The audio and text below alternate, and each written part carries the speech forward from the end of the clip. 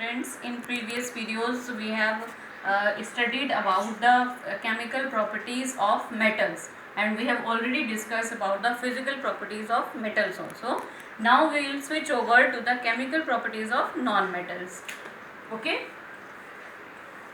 chemical properties of non-metals.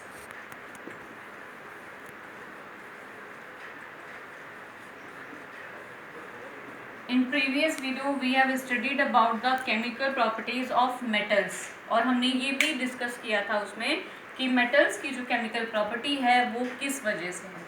It is due to electropositivity. तो non metals की जो chemical reactivity है it is due to its electronegativity. जितने भी non metals हैं they are electronegative in nature in comparison to metals. और electronegative nature का मतलब होता है they are having a tendency to gain electron. तो हमेशा जब भी बॉन्डिंग हो रही होती है, जब भी कोई केमिकल रिएक्शन हो रही होती है और नए बॉन्ड्स बन रहे होते हैं पुरानी ब्रेक होने पे, तो नॉन मेटल्स क्या करते हैं, इलेक्ट्रॉन्स को गेन करने का काम करते हैं, जिससे कि वो, अब इलेक्ट्रॉन गेन करना मतलब रिडक्शन, और इलेक्ट्रॉन को लूज करना हमने पढ़ रखा है कि वो ऑक्सीडेशन है. तो जब भी केमिकल रिएक्शन होती है तो मेटल्स हैं दे गेट ऑक्सीडाइज्ड और वो दूसरे को रिड्यूस कर देते हैं, and non metals gate reduced और दूसरे को वो ऑक्सीडाइज करने का काम करते हैं. पहला केमिकल रिएक्शन हम पढ़ेंगे इसमें. First chemical reaction is reaction with oxygen. When any non-metal react with oxygen, it forms oxide. जैसा हमने मेटल्स में भी पढ़ा था कि जो कोई भी मेटल होता है अगर वो ऑक्सीजन से रिएक्ट करता है तो always they form oxide. So in this case also it will form non metal oxide. Metal के केस में मेटल ऑक्साइड बनेगा और नॉन मेटल के केस में नॉन मेटल ऑक्साइड बनेगा. So metal when it non metal when it react with oxygen it form oxide, non metal oxide. तो हमने chemical properties जब मेटल की डिस्कस की थी तो ये डिस्कस किया था कि जो मेटल के ऑक्साइड्स होते हैं they all are basic in nature. और अगर हम नॉन मेटल ऑक्साइड्स की बात करें तो दो तरीके के ऑक्साइड्स बनते हैं यहाँ पे. ये ऑक्साइड एसिडिक नेचर के भी हो सकते हैं and some of the oxides are neutral in nature. ठीक है. अब आपको खुद ये बेसिकली जो मोस्ट प्रोबेबिलिटी है वो एसिडिक ऑक्साइड्स की भी है, क्योंकि ज़्यादातर जो एलिमेंट्स होते हैं वो एसिडिक ऑक्साइड्स ही बनाते हैं नॉन मेटल अगर है वो. और न्यूट्रल में केवल न्यूट्रल ऑक्साइड, कुछ गिने चुने ही ऑक्साइड्स को न्यूट्रल ऑक्साइड बोला जाता है. और वो कौन कौन से हैं वो हम लर्न कर सकते हैं. कौन कौन से ऑक्साइड हो गए? Carbon monoxide CO. It is neutral in nature. Okay. तो ये कब बनता है? जब हम कार्बन को ऑक्सीजन के लिमिटेड अमाउंट में बर्न करते हैं, उस केस में कार्बन मोनोऑक्साइड बनती है जो कि न्यूट्रल ऑक्साइड है. Water H2O it is a neutral oxide. NO nitrogen oxide, nitric oxide, it is a neutral oxide. तो ये जो तीन ऑक्साइड्स हैं और एक और है नाइट्रस ऑक्साइड N2O. तो ये चार ऑक्साइड्स हमने देखे, carbon monoxide, water, nitric oxide and nitrous oxide. All are neutral oxide. और इनके अलावा जितने भी ऑक्साइड्स बनेंगे वो सारे एसिडिक नेचर के होते हैं. अब हम रिएक्शन देख लेते हैं एक बार कि कैसे बनते हैं ये ऑक्साइड्स. हमने कहा कि नॉन मेटल ने ऑक्सीजन से रिएक्ट किया. So carbon when it react with excess of oxygen, क्योंकि अगर आपने यहाँ एक्सेस नहीं लिखा है तो यहाँ पता नहीं चलेगा आपको कि किस तरीके का ऑक्साइड बनेगा. एक्सेस अगर हमने ऑक्सीजन का लिया है तो हमेशा कार्बन डाइऑक्साइड बनेगा, क्योंकि कंप्लीट ऑक्सीडेशन होगा. कंप्लीट ऑक्सीडेशन से जो गैस बनेगा यहाँ पे वो कार्बन डाइऑक्साइड गैस बनेगा विच इज़ एसिडिक ऑक्साइड. अब आप कैसे कह सकते हैं, आप कैसे पहचान पड़ेगी कि ये एसिडिक ऑक्साइड है? हम इसको पानी में डिसॉल्व कर देंगे. When it react with water it form carbonic acid. और क्योंकि कार्बोनिक एसिड क्या है, इट इज़ वीक एसिड, तो हम ये कह सकते हैं कि कार्बन का जो ऑक्साइड बना है ये एक एसिडिक ऑक्साइड था, क्योंकि इससे बनने वाला जो कंपाउंड है वाटर के अंदर जब हमने डिजोल्व किया तो वो एसिड बना, और ये एसिड प्रॉपर्टी का है तो ये क्या करेगा, ब्लू लिटमस पेपर को रेड करने का काम करेगा। इसी तरीके से और ऑक्साइड्स भी ले सकते हैं आप, जो कि रिएक्ट करते हैं ऑक्सीजन के साथ and they form acidic oxides, और जब हम उनको वाटर के अंदर मिक्स कर देते हैं they form weak acids. Okay, तो ये तो था रिएक्शन विद ऑक्सीजन। सेकेंड जो रिएक्शन आ जाता है it is the reaction with water.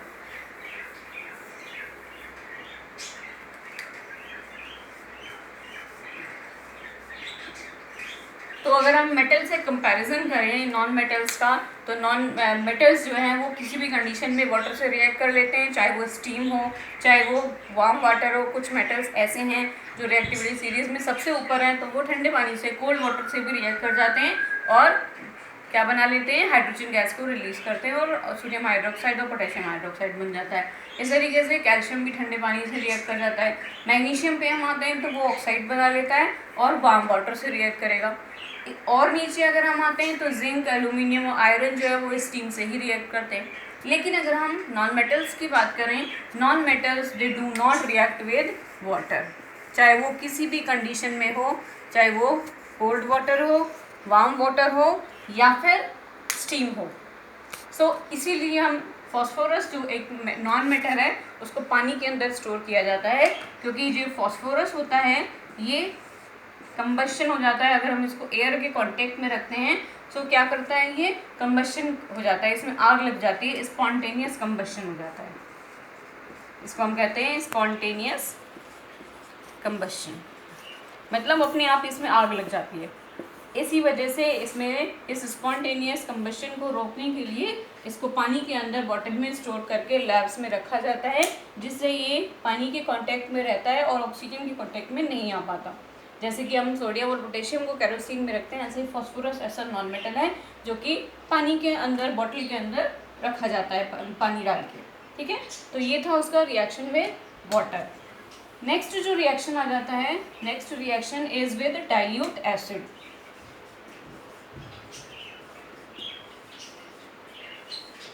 So they do not react. कोई भी नॉन मेटल ऐसा नहीं है जो कि डाइल्यूट एसिड के साथ रिएक्ट करे और कंपाउंड बना ले, क्योंकि बेसिकली हमने ये पढ़ा था कि डाइल्यूट एसिड्स के साथ जो मेटल की रिएक्शन है वो एक डिस्प्लेसमेंट रिएक्शन है। अब उसमें क्या होता है, अगर हम रिकैप करें मेटल का, क्योंकि रीज़न पूछा जा सकता है कि why non metals do not react with dilute acid. तो अगर हम यहाँ मेटल की बात करें, मान लो मैग्नीशियम हमने लिया और डाइल्यूट HCl से रिएक्ट करा दिया and it will form magnesium chloride and hydrogen. तो आप यहाँ देख रहे हो हाइड्रोजन डिस्प्लेस हो रहा है यहाँ से, हाइड्रोजन और एक हाइड्रोजन था, यहाँ पे हाइड्रोजन गैस निकल रही है H2। It means hydrogen is adding in this hydrogen, reduction हो रहा है ये। यहाँ पे मेटल खुद ऑक्सीडाइज हो रहा है और इसको रिड्यूस कर देता है, रिड्यूस करने से हाइड्रोजन गैस बन जाती है। तो नॉन मेटल्स जो है वो उनकी ये पावर नहीं होती है, दे गेट रिड्यूस्ड, खुद रिड्यूस होते हैं और दूसरे को ऑक्सीडाइज कर लेते हैं। इस वजह से इलेक्ट्रॉन को देने की टेंडेंसी नहीं है इसकी, बल्कि मेटल्स की क्या है, they easily they give up electron, they lose electron और दूसरे को इलेक्ट्रॉन दे देते हैं, और इस केस में हाइड्रोजन गैस यहाँ पर रिलीज हो जाती है। लेकिन non metals they don't give up, they accept electron.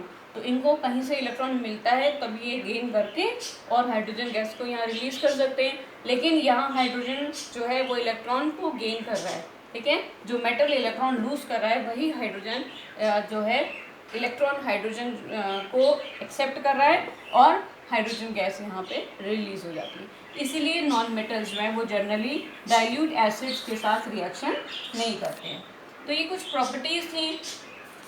अब अगर हम रिएक्टिविटी की बात करें, डिस्प्लेसमेंट रिएक्शन की बात करें, तो मेटल के केस में हमने देखा था कि पूरा जितने भी मेटल्स हैं उनको एक रिएक्टिविटी सीरीज़ के अंदर कनेक्ट कर दिया गया है, और सबसे ऊपर इसमें पोटेशियम, देन सोडियम, लिथियम, इस तरीके से सारे मेटल्स को एक ही रिएक्टिविटी सीरीज़ में रख दिया गया है।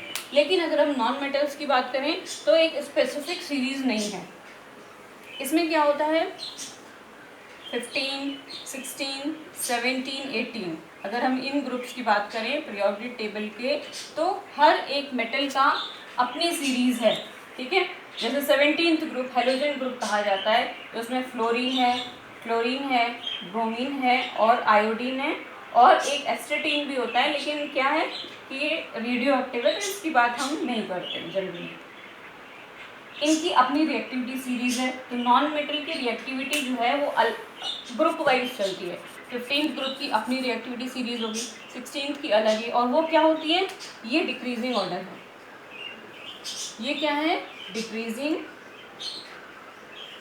Order of reactivity in case of non metals, और वो ग्रुप वाइज चलती है। कोई पर्टिकुलर सीरीज नहीं है नॉन मेटल्स की जिसमें आप इन सारे नॉन मेटल्स को अकॉर्डिंग टू देयर डिक्रीजिंग और इंक्रीजिंग ऑर्डर हम रख सकें। एक पर्टिकुलर ग्रुप की बात करें अगर हम 17th ग्रुप में, इसमें फ्लोरीन सबसे ज़्यादा रिएक्टिव है, क्लोरीन उससे कम है, ब्रोमीन उससे भी कम है, आयोडीन उससे भी कम है।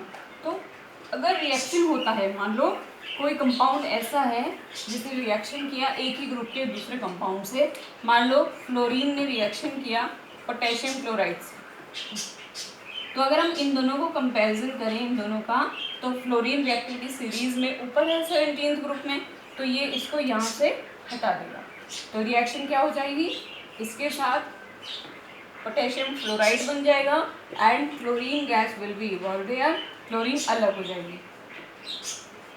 तो ये इस तरीके से पर्टिकुलर ग्रुप में चलता है।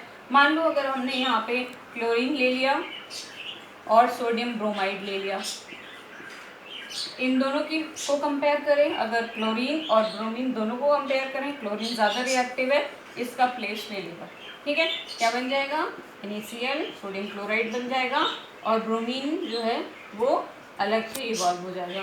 तो आप देख रहे हैं कि यहाँ पर्टिकुलर ग्रुप में रिएक्टिविटी सीरीज चलती है, ऐसा नहीं है कि पूरा सारे नॉन मेटल्स को मिला के एक रिएक्टिविटी सीरीज बना दी गई, ठीक है। तो ये थे आपका chemical properties of non metals.